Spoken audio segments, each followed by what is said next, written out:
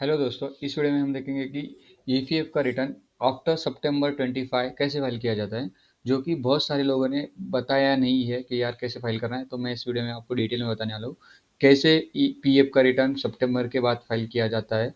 New method क्या आई है आपको, मतलब लॉगिन करने के बाद पता चली गया होगा कि यार यहाँ पे एक्सेल नहीं दिख रही है जिसमें हम लोग रिटर्न की डिटेल्स एंटर करके फाइल करते हैं। तो चलो, तो सबसे पहले हम लोग चलेंगे कि कैसे डिटेल फाइल करने हैं। सबसे पहले हमें चलना है पेमेंट पे और रिटर्न फाइलिंग पे क्लिक करना है, ठीक है।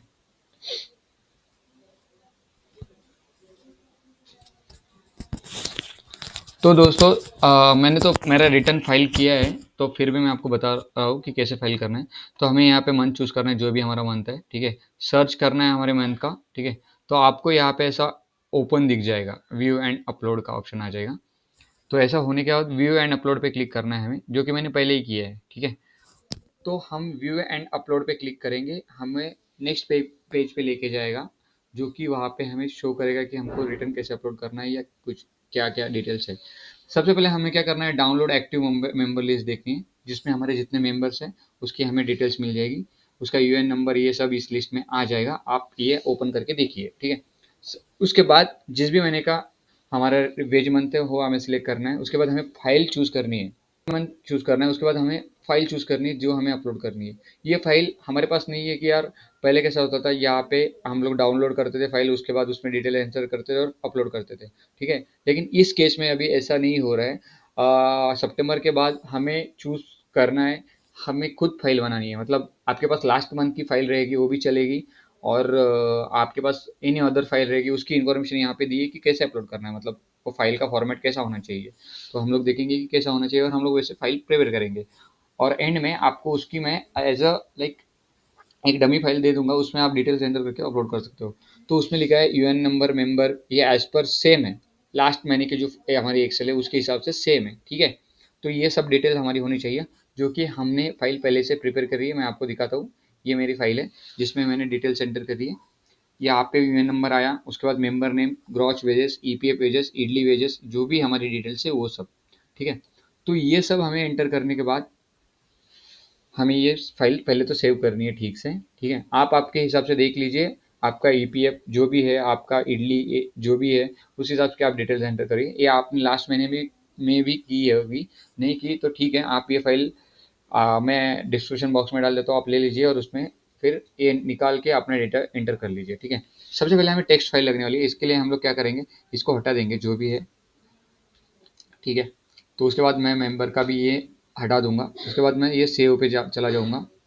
तो ये सेव कॉपी करके मैं क्लिक करूंगा, ठीक है। तो सेव कॉपी करने के बाद मैं डायरेक्ट यहाँ पे मेरा फोल्डर जो भी है डेस्कटॉप का, मैं इस पे सेव कर दूंगा। यहाँ पे मैं सेव कर दूंगा। ये हमें सेव करनी है कॉमा डेलीमिटेड, ये जो जो भी नाम रहेगा उसमें, ठीक है। मैंने सेव कर दिया। अभी सेव होने के बाद 2 मिनट रुकिए।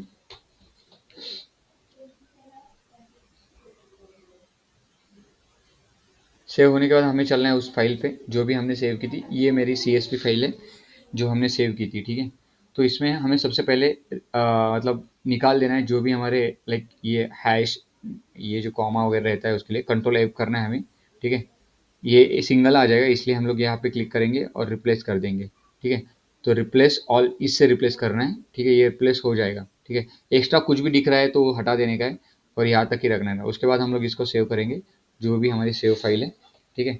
डेस्कटॉप पे हम लोग यहाँ पे ऐसा सेव कर देंगे उसको, और उसको टेक्स्ट फॉर्मेट में सेव करेंगे, ठीक है, ठीक है।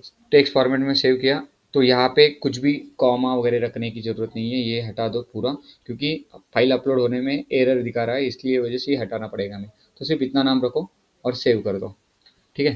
तो ये फाइल सेव होने के बाद हमें सीधा ये जो हमारी टेक्स्ट फाइल है हमें पोर्टल पे अपलोड करनी है। तो हम लोग क्या करेंगे, इसको सेव करेंगे और पोर्टल पे चलने वाले हैं अभी। जो भी हमारा पोर्टल है वहाँ पे हम लोग यहाँ पे चूज़ करेंगे उस फाइल को, ठीक है। उस फाइल को चूज़ करने के बाद रिवाइज रिटर्न वगैरह कुछ भी नहीं करना। मैंने रिटर्न फाइल किया है इसलिए वो रिवाइज का ऑप्शन दिखा रहा है। यहाँ पे आपको रेगुलर रिटर्न दिखेगा, तो वो चूज़ करना है। उसके बाद जो भी आपका कॉन्ट्रीब्यूशन रेट है 12% स्टैंडर्ड रेट है, उस हिसाब से मैंने सिलेक्ट किया है। और इसके बाद यहाँ पे रिमार्क डालने का, जो भी आपका EPF सितंबर 2025, ठीक है। आपने ऐसा एंटर करने के बाद यहाँ पे अपलोड कर देने की। रिटर्न आपने अपलोड कर दिया, उसके बाद वैलिडेशन सक्सेसफुल दिखाएगा और नीचे आने पे यहाँ पे आपको दिखाएगा फाइल प्रोसेसिंग, म्हणजे वैलिडेशन कंप्लीटेड ऐसा दिखेगा। उसके बाद यहाँ पे एक ऑप्शन आएगा एक्शन पे, आगे प्रोसीड करने का, तो वहाँ पे आप क्लिक करिए और आगे चालान के लिए, चालान कैसे बनाते हैं उसकी डिटेल्स वो मांगेगा, तो वहाँ पे आपको चालान की डिटेल्स ऑटोमेटिक आ जाएगी, उस पर कुछ भी डालने की जरूरत नहीं, वहाँ पे डिटेल्स एंटर करने की और रिटर्न फाइल कर देने का। बहुत सारी चीज़ों में ऐसा हो रहा है कि यार स्टार्टिंग में अपलोड करने के बाद, ठीक है, तो वहाँ पे ये एरर फाइल नहीं दिखा रहा है, तो एरर फाइल दो रीजन से आ रही है। एक तो आपने यहाँ पे आप देखिए डाउनलोड एक्टिव मेंबर लिस्ट में जो जो बंदे ईपीएस को है उनको भी मतलब आप ईपीएफ का अमाउंट जा रहा है, उसकी वजह से वो आ रहा होगा।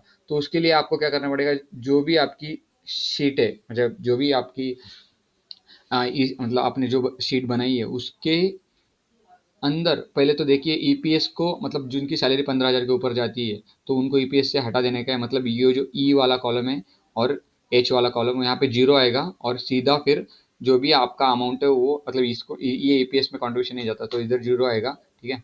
तो उसके बाद यहाँ पे ई कॉलम में भी ईपीएस को भी जीरो आएगा और यहाँ पे पूरा 1800 जाएगा। समझो ये और ये बंदा ईपीएस को नहीं है तो इसको भी 1800 जाएगा, क्योंकि उसकी सैलरी 15,000 के ऊपर जाती है, ठीक है। तो ये यहाँ पे ऐसा जीरो कर देने का ईपीएस में और फिर सेव करके अपलोड कर देने का। और आप जब भी अपलोड कर रहे होंगे तो इसमें टेक्स्ट फाइल में कुछ भी नहीं चाहिए, सिर्फ इतना नाम चाहिए और टेक्स्ट, बस तो अपलोड हो जाएगा। उसके बाद आप प्रोसीड करिए और चालान जो भी आप, मतलब लास्ट ईयर कैसे, मतलब लास्ट महीना आप कैसे भरते थे उस हिसाब से चालान के डिटेल एंटर करके हमें आगे बढ़ना है बस। आप यहाँ पे मतलब क्या एरर आ रहा है वो नहीं दिख रहा है, तो उस केस में आप ये देखिए, बस यहाँ पे चेक करिए कि एक्टिव मेंबर लिस्ट में जो जो बंदे हैं कि वो ईपीएस को नहीं है उसके भी ईपीएस जा रहा है क्या, तो उनको हटा दीजिए, वहाँ पे जीरो कर लो। और इन केस नहीं हो रहा है फिर भी, तो यहाँ पे सेकंड थिंग वो आएगा कि आपके इसमें डैश डैश वगैरह कुछ भी रहेगा उस हिसाब से। अभी यहाँ पे देखिए इधर ऐसा है स्पेसेस वगैरह, तो ये नहीं चलता है। तो इसके बाद हम लोग रिटर्न फाइल करेंगे और रिटर्न फाइल करने के बाद आपका जो भी चालान रहेगा वो आपको यहाँ पे पेमेंट होने के बाद शो करेगा, मैंने रिटर्न स्टेटमेंट फाइल कर दिया है। अभी अभी मैं फिर से फाइल करने के लिए जाऊँ तो डायरेक्ट यहाँ पे रिवाइज और सप्लीमेंट्री रिटर्न आता है, तो मेरे को फाइल करने की ज़रूरत नहीं है और मैंने मेरा रिटर्न फाइल कर दिया है, ठीक है। तो आप, और एक यहाँ पे न्यू कुछ आया है, मैं आपको दिखाता हूँ, रिटर्न फाइलिंग क्विक लिंक्स।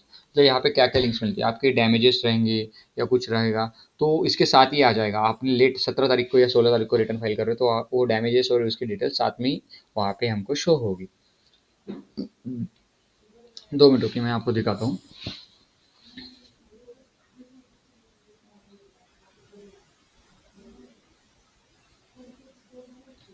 हाँ, ये रिटर्न फाइलिंग होम पेज पे ले जाएगा जहाँ से हम लोग आए थे, ठीक है। रिटर्न चालान, व्यू पे चालान, आपने वहाँ पे रिटर्न सेव किया तो उसके बाद पे करने के लिए यहाँ से क्लिक करना है। एरियर कुछ भी रहेगा उसका रिटर्न की यहाँ पे क्लिक करना है और आपके कुछ भी डैमेजेस रहेंगे यहाँ पे क्लिक करके हमें पे करना है। ये इसको आप इतना रिटर्न फाइलिंग हिस्ट्री देख सकते हैं, ये सब आपको पता रहेगा थोड़ा बहुत चालान हिस्ट्री वगैरह ये सब। तो मैं यहाँ पे डैमेजेस का देखता हूँ, मेरे कुछ डैमेजेस है क्या लास्ट या अगस्त के वगैरह, तो वो कैसे हमें फाइल करने, पेड चालान करना है तो उसमें बता दूंगा।